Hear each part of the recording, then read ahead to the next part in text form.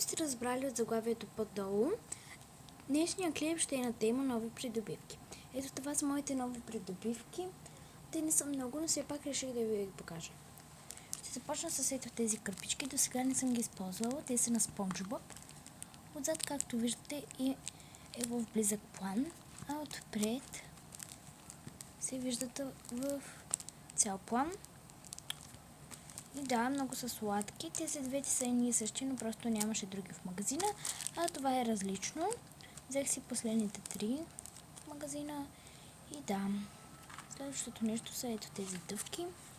Тях съм ги опитвала преди. Те са с ягода и портокал. Уникални са. И ако сте ги опитвали, знаете какъв е вкуса. А ако не, ги опитайте. Купих си ето тази ластичка, която е много удобна. Купих си ето този химикал, който пише изключително тънко. Много съм доволна от него. Аз предпочитам химикали, които пишат тънко, за да е красиво. И да, от този химикал съм доволна.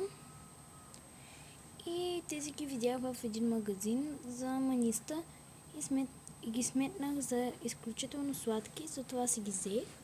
Ето ги, те отдолу се лепят с лепило и ги залепяте където пожелаете. Ето ги. Много са сладки. И това беше от клипчето. Дано ви е харесало. Гледайте и другите ми клипове. Харесвайте и коментирайте. И не забравяйте да се абонирате за канала ми. А за сега, чао от мен!